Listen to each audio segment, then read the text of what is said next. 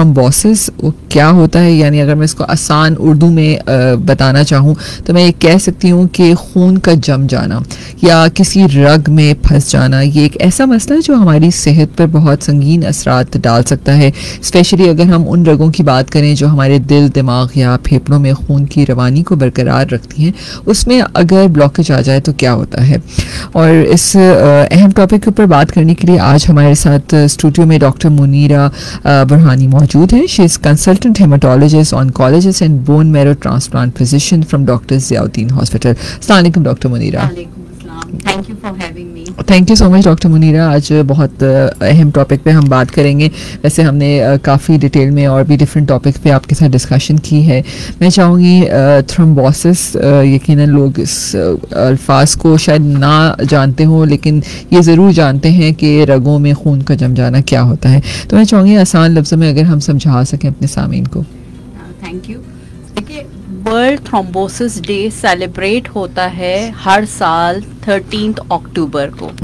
और उसका रीज़न क्या है कि ये जो थ्रोम्बोसिस है 1 in 4 कॉज है डेथ्स का ख़ास तौर पे। और थ्रोम्बोसिस होता क्या है, खून जमने की सलाहियत को कहते हैं। अल्लाह ताला ने हमारे जिस्म में जो ब्लड है उसको एक फ्लो में रखा है, रवानी में रखा है, और उसमें जो कोई प्रोटीन्स होती हैं एक उसका बैलेंस सिस्टम होता है, ना ज़्यादा ना कम।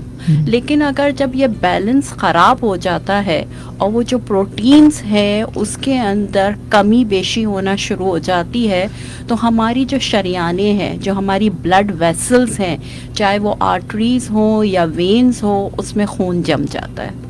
और जब खून जम जाता है तो जो बॉडी का हिस्सा उससे मुतासर होता है, उसमें जो ऑक्सीजन की कमी होती है उसकी वजह से वो डेड हो जाता है। सही। या उसको नुकसान पहुंचता है, तो उसको हम थ्रोम्बोसिस कहते हैं। सही। अच्छा डॉक्टर मुनीरा, ये बताएगा ये जो थ्रोम्बोसिस है क्या ये किसी को भी हो सकता है या कोई पर्टिकुलर कोई ऐसे लोग हैं जिनको रिस्क ज़्यादा हो सकता है इस बीमारी का? देखिए, थ्रोम्बोसिस किसी को भी हो सकता है, चाहे वो मेल हो या फीमेल हो, लेकिन विद एज इसका जो रिस्क है बढ़ जाता है। यानी जितना जैसे आप एज करते हैं, बड़े होते हैं, उसमें थ्रोम्बोसिस का रिस्क इजाफा होता है। ठीक है, बिल्कुल इसके कुछ रिस्क फैक्टर्स हैं जिसकी वजह से ये थ्रोम्बोसिस होता है। ठीक है, तो क्या वो रिस्क फैक्टर्स अगर हम बात करें तो?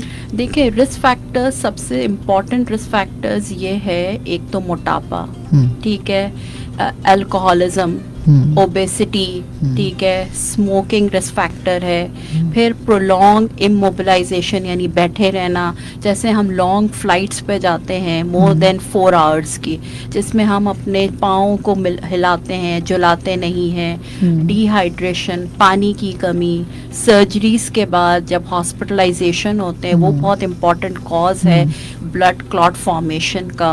फिर प्रेगनेंसीज में होता है ब्लड क्लॉट फॉर्मेशन, क्योंकि pregnancy itself is a hyper coagulable state, यानी उसके अंदर वो प्रोटीन्स बढ़ जाते हैं ड्यूरिंग प्रेगनेंसी, जिसके अंदर खून जमने की सलाहियत ज़्यादा होती है। इसी तरह हमारे यहाँ कैंसर्स के साथ, ब्लड कैंसर हो या कोई सॉलिड ट्यूमर हो, कैंसर्स हो, उसके अंदर भी ये थ्रोम्बोसिस के रिस्क फैक्टर्स बढ़ जाते हैं।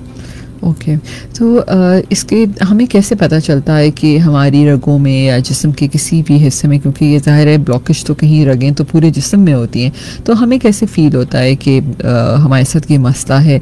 लोग किन सिम्टम के साथ प्रेजेंट होते हैं आपके हॉस्पिटल में? देखिए, इसकी अलामात होती हैं, बिल्कुल, जैसे अगर खुदा ना खास्ता किसी को खून जमने की वजह से कोई भी मसला होगा तो उसकी दिल की धड़कन तेज़ होती है, अगर खुदा ना खास्ता हार्ट में हो, ठीक है, या सांस रुकने लगता है, सांस फूलने लगता है, चेस्ट पेन हो सकता है उसको।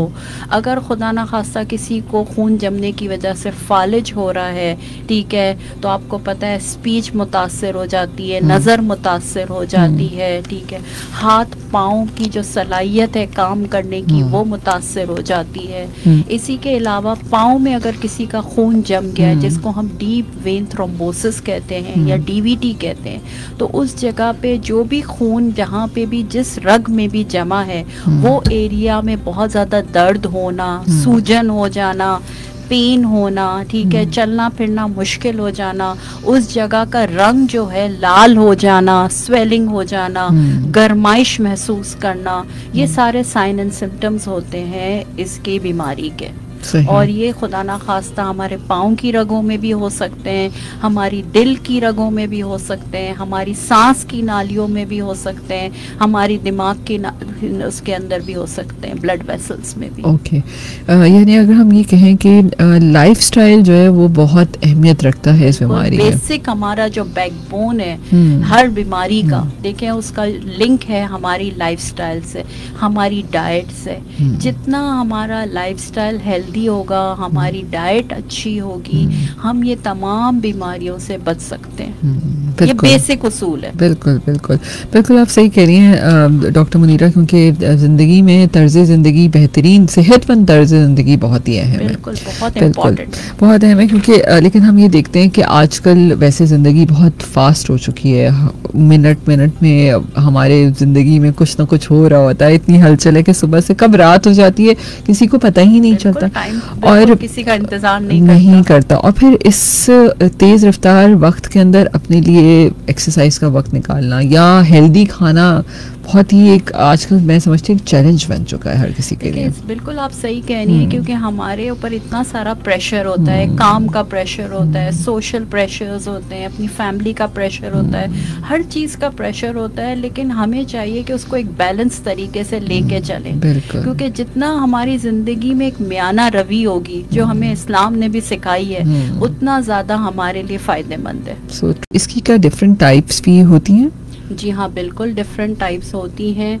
कुछ टाइप जो है वो आर्टीरियल है, यानी ख़ास तौर पे जो दिल की शरेयानें हैं जिसको हम कॉरोनरी आर्टरीज कहते हैं, उसमें होता है।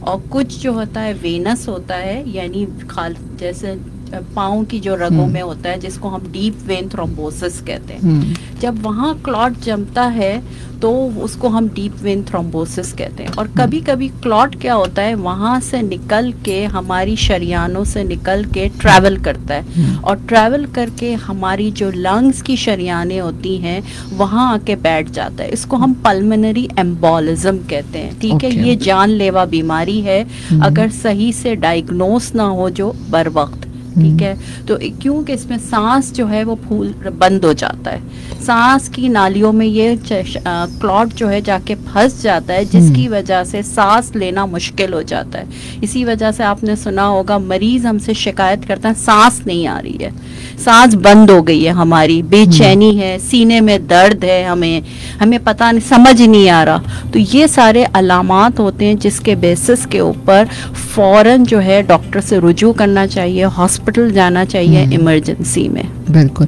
अच्छा, एक और चीज़ जैसे आपने कहा था कि जो लॉन्ग फ्लाइट्स होती हैं, ठीक है, लोग ज़ाहिर है 24-24 घंटे की फ़्लाइट्स भी होती हैं, तो क्या उसमें किस तरह ब्लॉक हो जाती है, स्पेशली लेग्स में ये मसला आता है, तो क्या कैसे अवॉइड करें इसको? देखिए, लॉन्ग फ्लाइट्स में प्रॉब्लम ये होती है कि एक तो जगह बहुत कम होती है, मूव कर नहीं सकते आप बैठे रहते हैं, ठीक है, पानी की कमी होती है, डिहाइड्रेशन होता है, तो इसकी वजह से जो खून है वो गाढ़ापन आना शुरू हो जाता है। तो इसलिए हमें, और ऑक्सीजन की कमी भी होती है फ्लाइट्स के अंदर अक्सर, ख़ास तौर पे जो विंडो सीट्स हैं वहाँ पे ऑक्सीजन की कमी होती है। तो इस वजह से ज़रूरी है कि जब भी 4 घंटे की से ज़्यादा की कोई फ़्लाइट हो या आपकी कोई भी ट्रैवलिंग हो, चाहे आप बस में कर रहे हो या कहीं भी कर रहे हो, गाड़ी में कर रहे हो, तो आपको चाहिए कि आप अपनी टांगों को मूव करते रहें। ठीक है, अब पानी का इस्तेमाल ज़्यादा से ज़्यादा करें, बीच में अगर पॉसिबल है तो रुकें, वॉक करें थोड़ा सा, ठीक है, चलें फिरें, ताकि आपका ब्लड सर्कुलेशन चलता रहे इसके अंदर। या फिर अगर आपके कोई रिस्क फैक्टर्स हैं जिसमें खून जमने की सलाहियत ज़्यादा है, कुछ लोगों में हेरिडिटरी रिस्क फैक्टर्स भी होते हैं, तो फिर हम उनको खून पतला करने वाली दवाइयाँ देते हैं ऐसी चीज़ों से पहले जिसमें 4 घंटे से ज़्यादा उनको बैठना पड़ रहा हो। सही। अच्छा, अगर मैं इस बीमारी में जैसे डिस्कस करूं कि वेरिकोज वेन्स भी होती हैं, तो क्या ये भी उसमें कोई टाइप आ सकती है उसकी कि वेरिकोज में भी जैसे नसें? बिल्कुल हाँ, वेरिकोज वेन्स भी होती हैं। वो भी हमारी जो शरियाने हैं, हमारी जो ब्लड वेसल्स है, खास तौर पे वेन्स, उसके अंदर ब्लड सर्कुलेशन वहाँ रुक जाता है। और जब हम बहुत देर तक खड़े रहते हैं एक ही पोजीशन में, और ख़ास तौर पे प्रेगनेंसीज के बाद ख़वातीन में ये बहुत कॉमन है। ये भी एक रिस्क फैक्टर है थ्रोम्बोसिस के लिए। सही, बिल्कुल। अच्छा, जैसे आपने एक और चीज़ बताई कि आफ्टर सर्जरी भी ये मसला हो सकता है, तो किस किस्म की सर्जरी के बाद ये मसाइल पेश आ सकते हैं, इसको कैसे अवॉइड करें? देखिए, कोई भी सर्जरी, जैसे खुदा ना खास्ता कोई फ्रैक्चर हो गया है, ट्रॉमा हो गया है, ठीक है, हिप रिप्लेसमेंट है, नी रिप्लेसमेंट्स हैं, कोई कार्डियक सर्जरी है, कोई भी सर्जरी, ठीक है, तो उसके बाद जब हॉस्पिटलाइजेशन होती है और इमोबिलाइजेशन होती है, यानी काफ़ी देर तक बिस्तर पे लेटे रहना पड़ता है, टांगे इस्तेमाल नहीं हो रही, सर्कुलेशन नहीं हो रहा है, तो फिर वहाँ पे ये रिस्क जो है थ्रोम्बोसिस का बढ़ जाता है। इसीलिए आपने देखा होगा आजकल हॉस्पिटल्स में सर्जरी के बाद हम अक्सर ब्लड थिनर्स यूज करते हैं, जिनको हम एंटीकोगुलेशन भी कहते हैं अपनी मेडिकल टर्म के अंदर। वो यूज होता है ताकि पेशेंट्स के अंदर ऐसी क्लॉटिंग ना हो, थ्रोम्बोसिस ना हो, उससे बचाया जा सके उनको।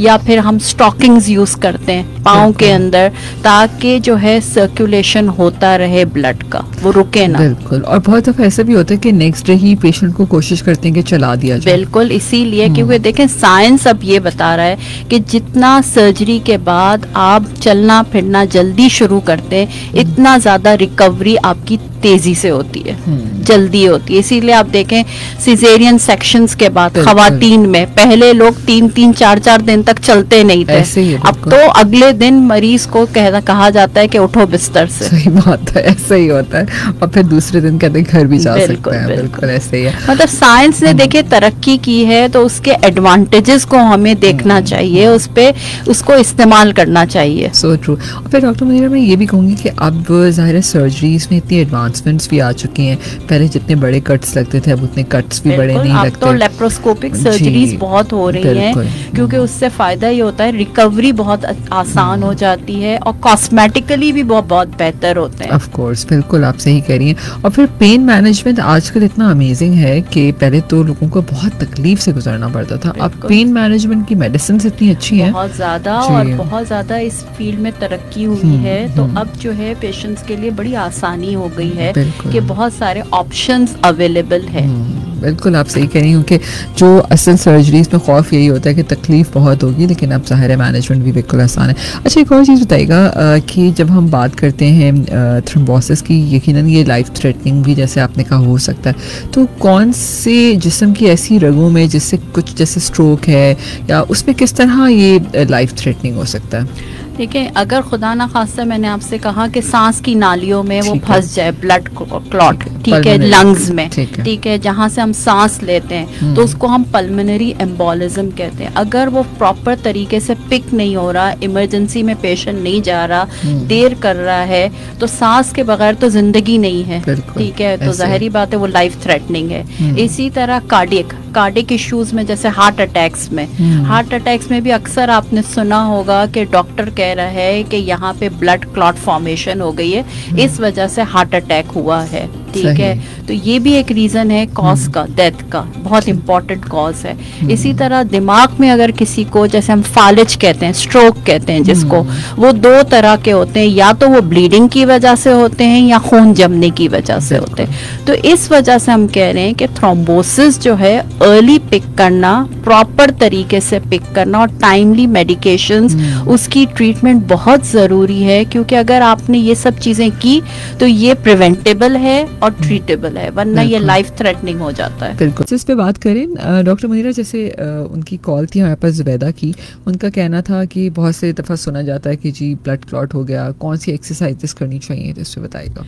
देखिए, ब्लड क्लॉट फॉर्मेशन जब होती है ये एक बीमारी है, ठीक है।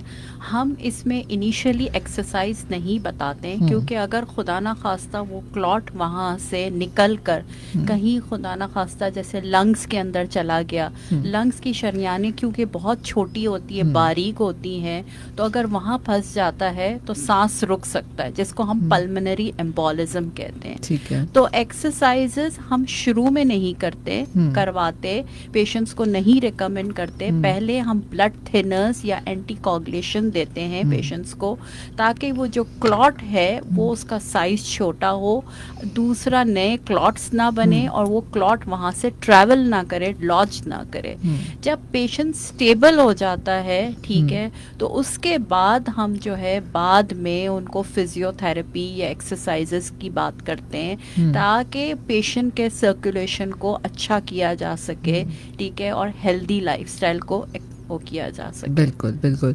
अच्छा, एक और चीज़ बताइएगा कि जैसे मैंने ब्रेक से पहले कहा था कि जब हमें ये सिम्टम्स हो रहे हो उसमें मे बी स्ट्रोक भी हो सकता है, हार्ट अटैक भी हो सकता है और पल्मोनरी इशू भी हो सकता है, तो इमरजेंसी के वक्त क्या करना चाहिए मरीज़ को और घर वालों को?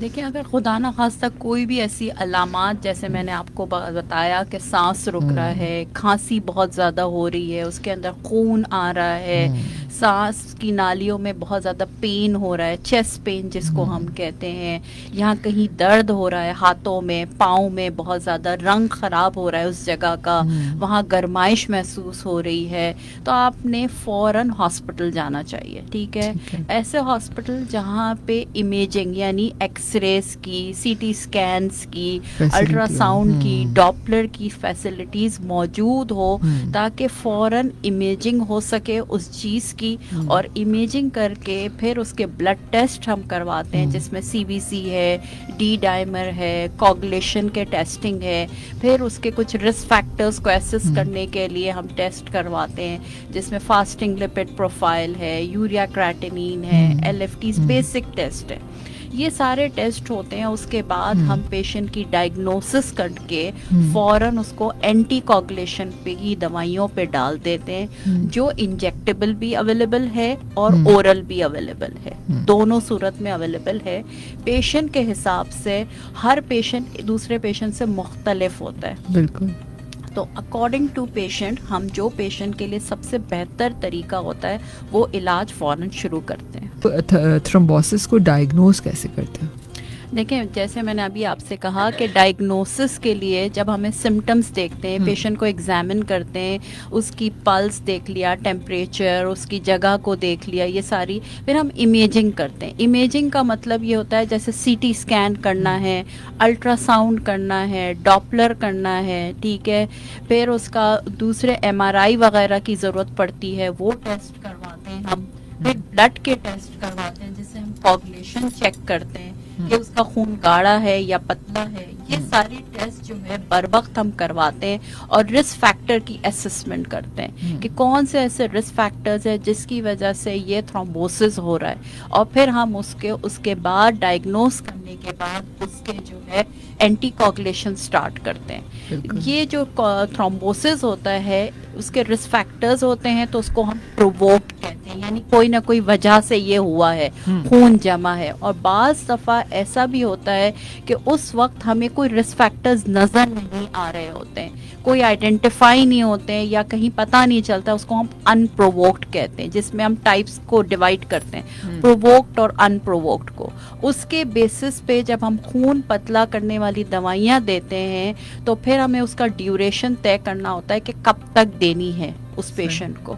सही। अच्छा डॉक्टर मुनीरा, बहुत दफ़ा जब हम थिनर्स की, ब्लड थिनर्स की बात करते हैं तो हम ये देखते हैं कि यूजुअली आफ्टर सर्टेन एज लोग खुद अपनी उसकी मेडिसिन में उसको ऐड भी कर लेते हैं कि हमें इस किस्म का कोई क्लॉटिंग ना हो, तो ये सही होता है या डॉक्टर से मशवरा इस पर ज़रूरी है? देखिए, ये बिल्कुल गलत है, इस तरह ब्लड थिनर्स नहीं लेने चाहिए, क्योंकि हर दवाई का साइड इफ़ेक्ट होते हैं, ठीक है, और साइड इफ़ेक्ट, मेन जो साइड इफ़ेक्ट है ब्लड थिनर्स का वो ब्लीडिंग है।